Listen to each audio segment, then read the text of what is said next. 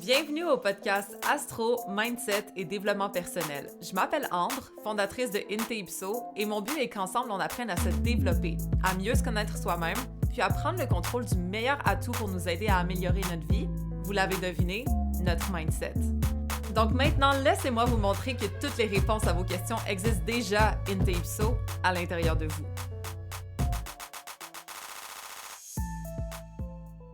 Hello tout le monde! Cette semaine, on va se faire un épisode un petit peu plus chatty où est-ce qu'on discute, on jase, OK? Entre autres, de sujets un peu plus controversés. Il y a certaines choses que j'ai remarquées sur les réseaux, il y a certaines choses que je pense dans ma tête tout court, puis ça me tentait pas de faire un épisode trop académique ou trop deep aujourd'hui, comme trop réfléchi, ça me tentait plus d'y aller avec le flow, donc c'est ça qu'on fait. Première réflexion, c'est que en astro, on peut vraiment se gaslight, OK? Et je parle d'expérience, surtout lorsqu'on observe quelque chose soi-même, donc quelque chose qui touche à notre vie, que ce soit nos transits, que ce soit la compatibilité de nous et notre crush, etc. On peut toujours faire des liens pour que ça fasse du sens dans notre tête, toujours peut-être omettre les côtés qu'on aime moins pour se gaslight dans des choses qu'on aime, right? En passant, pour les gens qui ne connaissent pas le terme gaslight, c'est exemple faire croire. Donc, je peux gaslight quelqu'un, lui faire croire que, ou je peux me gaslight moi-même, me faire croire que certaines choses qui sont pas vraiment la vérité, en fait, mais plus une vérité qui est twistée à l'avantage de la personne qui gaslight. Exemple personnel, j'ai longtemps pensé que Junon, dans mon thème astral qui est en Bélier, qui est conjoint Saturne, mais c'était comme mon ex. Je me suis dit, c'est impossible qu'il y ait quelqu'un d'autre qui puisse remplir ce rôle-là dans mon thème astral, comme c'est indiqué, c'est super important en plus, comme Junon et Saturne sont conjoints mon nœud sud. Je me disais, waouh, ce lien-là, là, il vient d'une ancienne vie. En plus, le maître de mon ascendant, c'est Saturne. Fait que c'est super important pour le développement de ma personnalité, comme cette relation, that's it. Et honnêtement, être dans cette relation-là que je m'attachais tellement parce que je m'étais dit, mais c'est lui, Junon, comme Junon étant le partenaire idéal, right, dans le thème astral, je me suis dit, ce placement-là égale lui. Et j'aurais pas pu plus me tromper, OK? Donc, ça veut pas dire qu'on est censé tout comprendre dans la situation où on est censé être 100% objectif tout le temps, parce que je pense pas que c'est possible.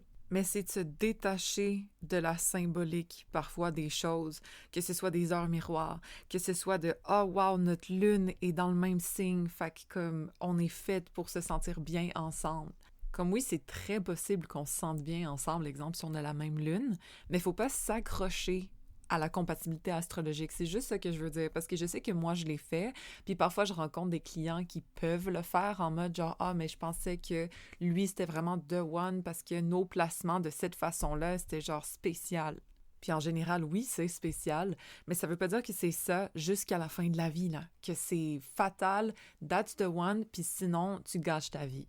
Parce que c'est dans ces genres de contextes-là qu'on peut s'accrocher à quelqu'un qui, dans le fond, n'est plus bon pour notre évolution. Moi, j'avais consulté une voyante quand j'avais comme 20 ans, puis elle m'avait dit « Ah, à ta dernière année d'université, tu vas rencontrer l'homme de ta vie, il va être plus vieux que toi, il va être mixte, comme dans ses origines, il va être dans le entertainment. » Si vous le savez pas, mon ex était dans la MMA, là. En gros, elle le décrivait à la perfection, mais elle m'avait dit que c'était l'homme de ma vie. Et moi, comme une bonne petite Vénus, carré, Neptune, whatever, je me suis dit « Ah, mais comme c'est lui, éventuellement, ça va fonctionner, right? Tout fait du sens, tout correspond, ça va marcher. » Donc, au lieu de regarder la réalité de c'était quoi, je regardais l'espoir de qu'est-ce que ça pourrait être. Et j'ai parlé de ça plein de fois dans le podcast, donc c'est pas nouveau. Mais tout ce point-là pour dire que parfois, on s'accroche trop à la symbolique des placements, de la compatibilité et tout. Puis, si je peux nous conseiller simplement de s'appuyer sur la réalité là, de qu'est-ce que c'est, est-ce qu'on s'entend bien? Est-ce qu'on se fait sentir bien? Est-ce qu'on se projette à l'avenir avec cette personne-là, même si les circonstances ne changent pas en ce moment?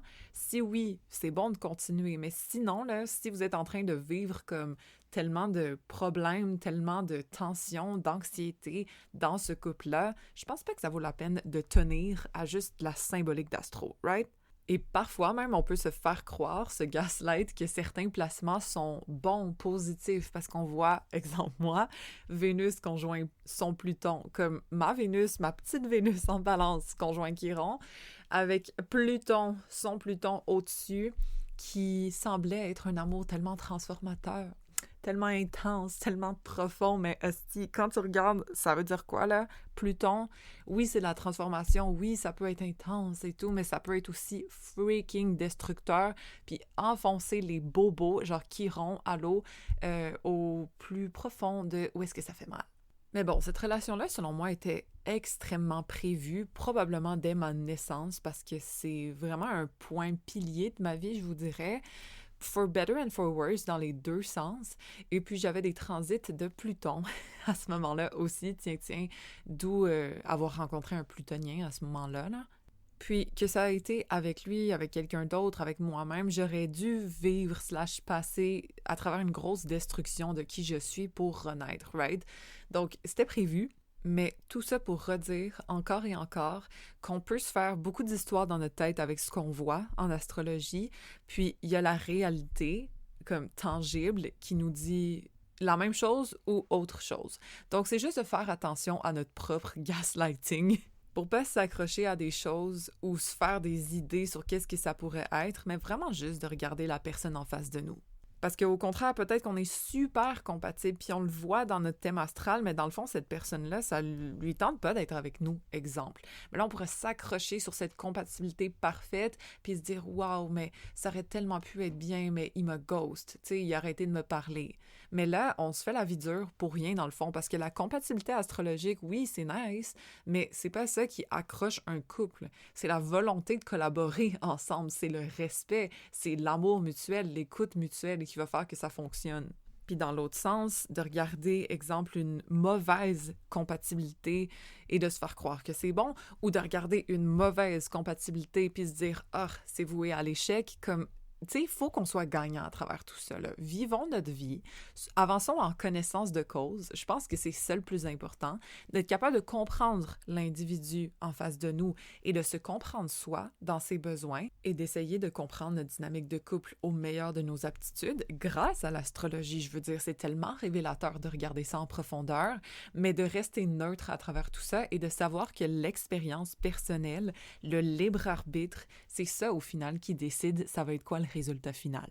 Parce que croyez-moi, j'en ai vu énormément des thèmes astrales de couple, puis parfois, oui, il y a des belles compatibilités, mais en passant, je regarde ce couple-là puis je me dis « Wow, OK, là, on est passé par-dessus cette compatibilité-là parce qu'ils sont plus capables de se sentir. » Tandis qu'il y en a d'autres que « Ah ouais, on voit la compatibilité puis tu te dis « Oh, c'est étonnant que ça ait tenu la route. » Mais c'est deux personnes qui sont super empathiques puis qui s'écoutent l'un l'autre, qui veulent collaborer l'un l'autre, comme j'en connais des couples comme ça, là, après plusieurs années de mariage, qui s'aiment encore, qui sont encore doux et attentionnés l'un envers l'autre. Puis c'est pas leur compatibilité qui fait en sorte que c'est de même. C'est leur volonté. Deadass. Fait que c'est sûr qu'il y a des énergies plus faciles à vivre que d'autres, mais ça veut pas dire qu'on a des aspects qui sont difficiles dans notre synastrie, dans la comparaison de nos deux thèmes astrales, de nos deux personnalités, que c'est impossible d'être ensemble puis de faire fonctionner les choses, mais ça demande plus de maturité, par exemple, puis plus de bienveillance envers l'un l'autre parce qu'on se ressemble moins, exemple. Mais encore une fois, ça se peut qu'on se ressemble beaucoup dans nos façons de faire, que nos thèmes astrales se complètent très bien, que ce soit super compatible, des beaux trigones, des belles conjonctions entre Vénus, blabla, mais qu'on se tanne de l'autre simplement parce que c'est facile. Qui sait? Ça dépend vraiment de la volonté, OK? C'est ça le point numéro 1. On peut passer à autre chose maintenant. Bon, prochain sujet, controversé encore une fois, c'est toute l'espèce de sphère de coaching que je vois sur les réseaux qui grandit de plus en plus. Il faut vraiment, vraiment faire attention à qui on consulte. Il y en a plein qui sont compétents, mais il y a plein de monde qui font semblant, pour vrai de vrai. Moi, il y a des gens que je connais personnellement dans ce genre de domaine, puis je vous promets que la réalité que ces personnes-là promouvoient n'est pas ce qu'elles c'est en vrai. Puis je pense que ça peut être correct de fake it till you make it, là. Le syndrome d'imposteur se relève chez tout le monde, mais des fois, ça me donne légèrement le hic, si je peux être bien honnête. Déjà, de un, c'est sûr que c'est normal de devoir parler de résultats, OK, pour attirer sa clientèle, etc. Mais je pense que les gens qui réussissent le mieux crie le moins fort. Vous comprenez? Comme là, il y a une épidémie de faire du gros cash, puis faire de l'argent, puis devenir la femme boss bitch et tout. Puis honnêtement, comme moi, je suis pour ça, mais sachez que c'est pas tout le monde qui l'est en vrai, OK? Donc, je suis pour exemple aller consulter la personne qu'on admire, la personne qui nous inspire, puis peut-être que pour vous, ce sera ces personnes-là. Mais souvent, les gens qui promouvoient ce genre de choses, c'est des gens qui ont acheté des programmes de personnes qui faisaient pareil, qui ont été inspirés, qui voulaient, exemple, faire beaucoup d'argent eux-mêmes, puis qui répètent ce que les autres coachs ont dit.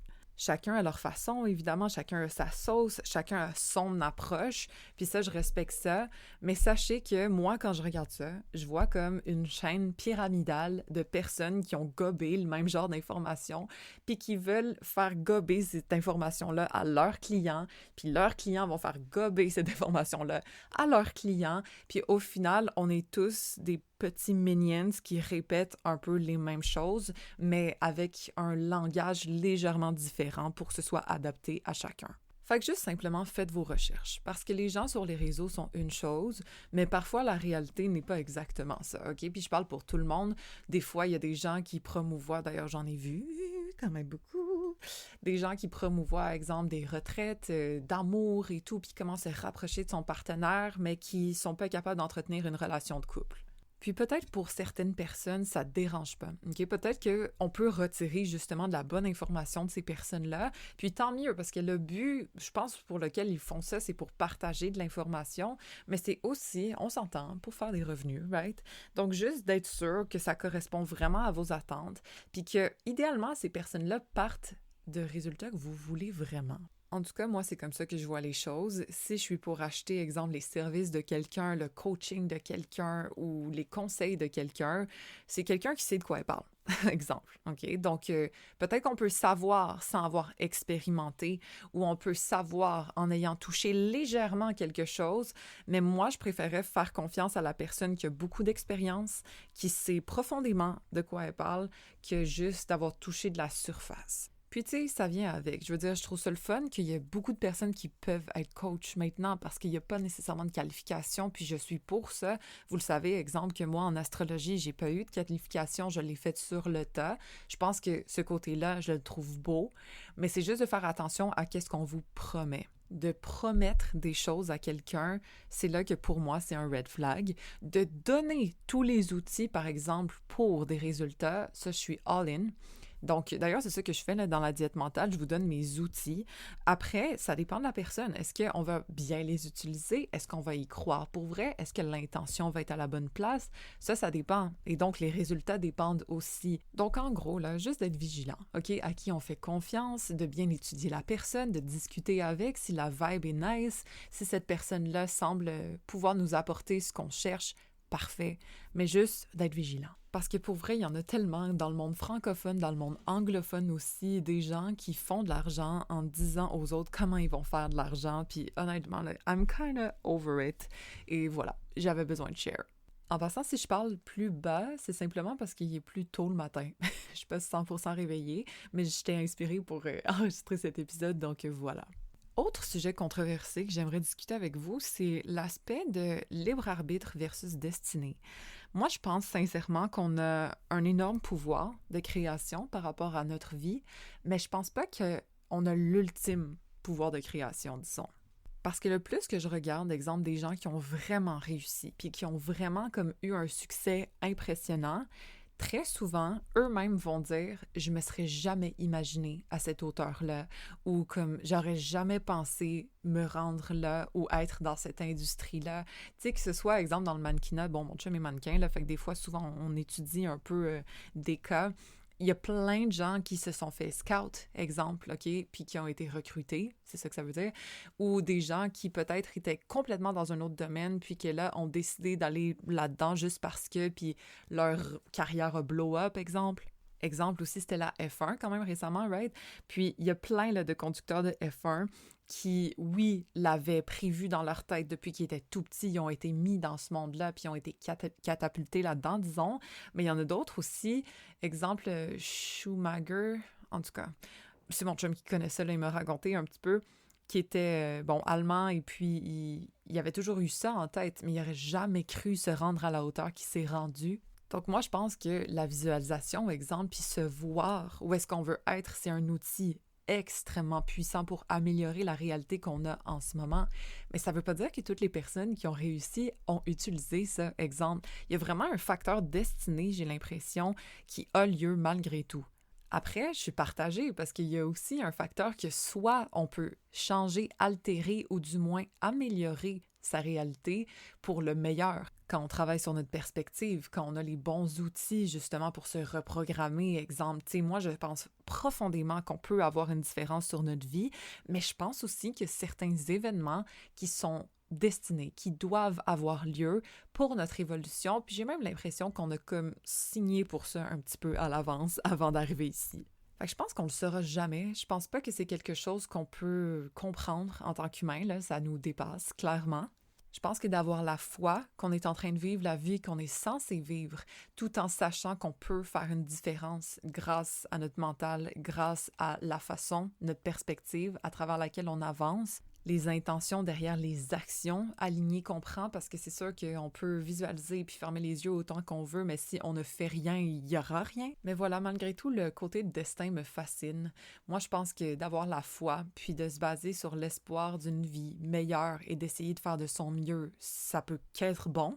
Mais je pense franchement qu'il y a des choses qui ne peuvent pas être évitées dans le développement de notre personne, dans le développement de notre âme, en fait, que ce soit des gros deuils, que ce soit des gros succès, que ce soit comme des événements incroyables ou des obstacles, mais on est censé passer par là pour se développer. Après, je pense qu'on a quand même un range au niveau de comment on deal avec les choses, puis qu'est-ce qu'on en fait.